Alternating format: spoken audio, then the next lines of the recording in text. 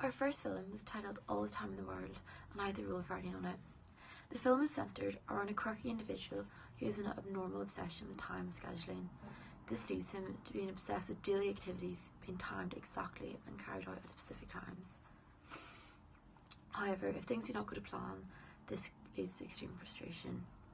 However, with his trustworthy watch, he has the ability to reset his day. Hence the title, All the Time in the World. The film ends with him meeting the love of his life on the street. However, this does disrupt his schedule. So, as usual, he restarts his day, hoping to fit the meeting of the girl into his perfect schedule. However, he misses her, and as a result, he learns his lesson and ditches his watch and carries on his day like a normal person.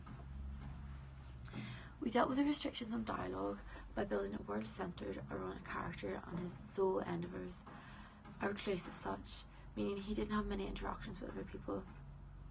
This taught me the importance of creating a good character, like a strong character. We came up with the idea by noting down all our 3 different imperfect ideas that we'd all come up with individually. We looked at the similarities and the differences, and then we picked out what we liked about them all, and we fused that together in a mind map, and we were able to pull an idea together from that. We were inspired by films such as Back to the Future with time control elements, and noticed that even though the film is centred solely around time travel, special effects are not greatly used other than when showing from when Marty goes from one generation to the next. So the idea of this made it seem more achievable for us to in fact make a film about time travel. So with regards to characterisation, we took inspiration from Edgar Wright's Hot Fuzz and the character of the policeman, where he's very uptight, particular, and he contrasts a lot to his outside environment. When it comes to storytelling theories, we allowed the beginning to show the hero thinking everything is fine. However, it is clear that due to his obsession with timekeeping, he is vulnerable to the world around him and his downfall is looming. Timekeeping is Stanley's tragic flaw, as Aristotle would say. After we set up the character's world and his sense of normality is evident, the call to adventure follows when he does meet his love interest. When setting up our story, we thought about the 5 W's and introduced our character and his daily routine, the comforting location of his home and his apartment. It's quite a sterile looking environment. We also introduced the theme of time through showing his watch in the very first shot. We knew the destination of the film was the downfall of our character due to his obsession with time. His hubris, as Aristotle would call it, is his disrespect for the natural order of things, which leads to his perpetua, and restarting his day results in losing a girl that he has met rather than fitting her into his perfect schedule. The use of Chekhov's gun is also seen in the film. In the opening shot, we see the watch carefully placed on the bedside table. It is a watch that later in the story contributes so much to the character's lifestyle and will eventually lead to his downfall. My role in the film is writing, so naturally I contributed a lot to the storyline. Due to minimal dialogue, describing the scenes and the characters' actions in complete detail became even more important. The idea of showing, not telling, was the core to this film, especially in the opening scenes. Using verbs such as glancing, slams, march were important in portraying the character's uptight nature. In the original script, there is a scene where Stanley bumps into a man because he is so focused on his watch. The man does not take this well, pushes him back, expressing his disapproval with the colloquial term mate. Stanley, as a result, restarts his day. Introduction of this character sets a boundary between him and the everyday world. The feature of the colloquial term mate also contrasts to Stanley's personality, as although we haven't heard him speak, we can tell that his vocabulary would not match this just by his actions earlier in the film. Due to resources, we were not able to include this scene, so that was something that we could have done better, as the addition of a character so different to Stanley helped build the world around him and illuminate his personal traits further. Something that went well with the film was how we used soundtrack to tell the story. When the first edit was done, we were happy with the pace. However, we knew that the lack of dialogue meant that we needed the support of a soundtrack. I sat down with my friend Zach, who studies music production, and explained that we needed a soundtrack that suggested time. I was thinking perhaps the sound of a metronome or a clock ticking underneath some of the base layers, and after discussing and realising that it had sci-fi elements of the film, we could add an 80s synth type of sound to suggest the themes even further. I believe writing this script has helped me to improve my writing skills when it comes to characterisation. I realised the importance of an interesting, strong, obvious character, and once that is in place, a story can be built around them. This is why in the script I have made sure to give clear descriptions of the character's actions, so that the actor can also get a true essence of what we want. Our target audience would be those interested in the sci-fi genre and in the age range of 18+, our peers on our course, as they're going to be the main people seeing the film, and friends and family who are also interested in film. We targeted them by casting young people in the film, as they share an age range and are more likely to be able to project themselves onto the character. To conclude, the film relies heavily on the idea of showing and not telling because of the lack of dialogue. Many things are important in this type of story, such as an actor's performance, props, editing and soundtrack.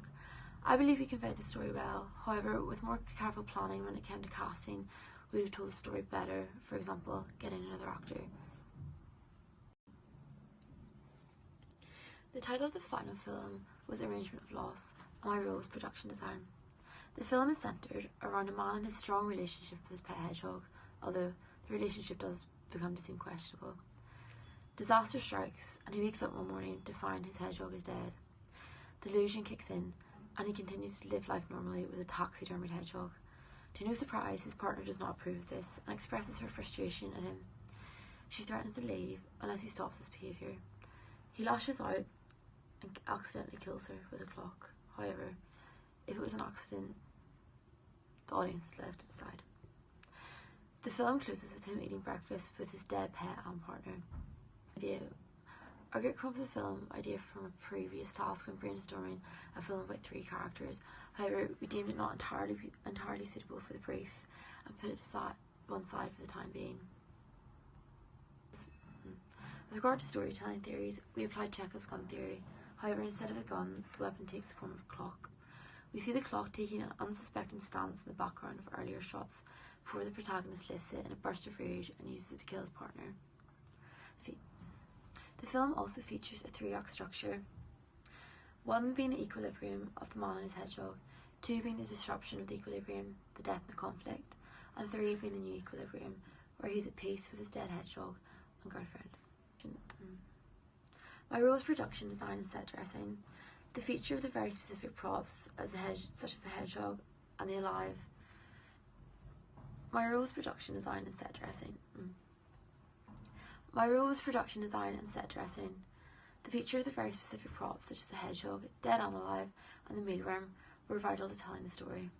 The live mealworm, although gross, added more of an eerie tone to the scene, and placed in a bowl instead of a tray, as the idea that this man sees his pet hedgehog as entirely equal.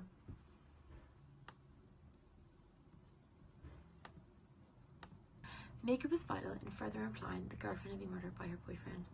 Subtle discoloration of the skin around the lips and the eyes, as well as blood running down the side of the neck and back, was what I chose to subtly add to the unsettling atmosphere in the final scene.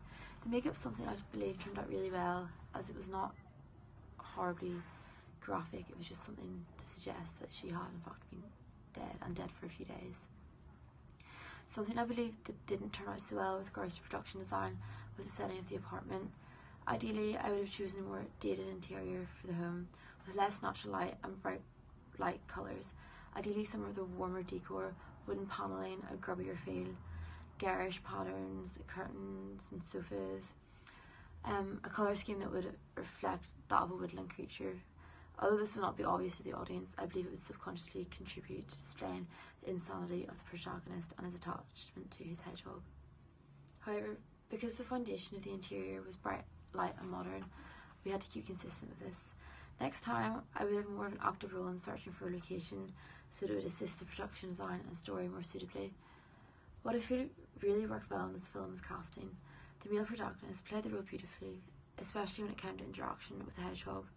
His thoughtful looks portrayed both care and insanity. Visually, he also had a good look with atypical longer hair, which sets him apart from the everyday male, as it's not as common. I think my storytelling ability has improved as a result of this film, as I've learned more about the importance of props in telling the story.